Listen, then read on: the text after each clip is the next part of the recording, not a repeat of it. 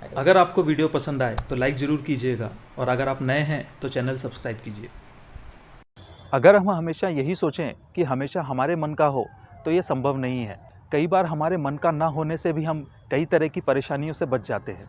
कई बार हमें कुछ चीज़ें भगवान पर और समय पर भी छोड़ देना चाहिए। होता तो यूँ भी है कि हम कई बार छोटी से लेकर बड़ी परेशानियों के लिए भगवान को दोष देना शुरू कर देते हैं। लेकिन भगवान ने जो हमारे लिए रचा है वो सही ही होगा, बावजूद इसके हम उसे कोसते रहते हैं। एक गाँव में एक किसान रहता था। वो काफ़ी मेहनती था। वो अपने खेत पर काफ़ी मेहनत किया करता था। एक बार उसने अपने खेत में गेहूं की फसल बोई, लेकिन जब फसल काटने का समय आया तो काफ़ी तेज़ बारिश शुरू हो गई और देखते ही देखते उसका पूरा खेत पानी से भर गया। उसकी पूरी फसल बर्बाद हो गई। वो ज़ोर ज़ोर से रोने लगा और भगवान को दोष देने लगा। उसकी ये हालत देखकर भगवान वहाँ प्रकट होते हैं।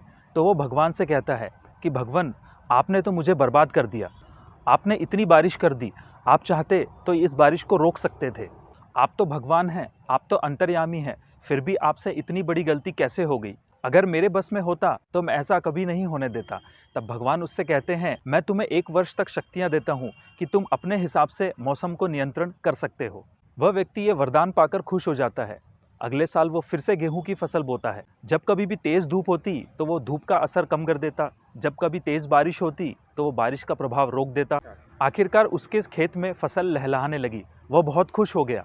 अब उसने फसल काटने का निर्णय लिया। उसने खुशी खुशी फसल काटी, लेकिन जब उसने गेहूं की बाली को खोलकर देखा तो वह अंदर से खोखली थी। अब वह फिर से परेशान हो गया। वो फिर से जोर जोर से रोने लगा। अब इस बार फिर से भगवान उसके सामने प्रकट हुए। इस बार उसने भगवान से कहा कि हे भगवान, अब मुझसे कौन सी गलती हो गई?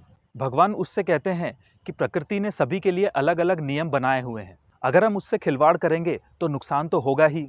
एक फसल को तैयार होने के लिए तेज धूप की भी आवश्यकता होती है, ठंड की भी आवश्यकता होती है और तेज बारिश की भी आवश्यकता होती है। मतलब प्रकृति हर तरह की परेशानी देकर ही किसी को मजबूत बनाती है। तो ये याद रखें कि जब भी हम किसी बड़े परेशानी में फंस जाएं या तकलीफ में हो, तो इसका मतलब यह है कि उस समय भगवान हमारी परीक्षा ले रहे होते हैं। वो हमें मजबूत बना रहे होते हैं। वैसे भी जीवन वही होता है जिसमें सुख भी हो और दुख भी हो। तो मिलते हैं अपने अगले वीडियो में एक नई सोच के साथ। तब तक के लिए जय श्री राम।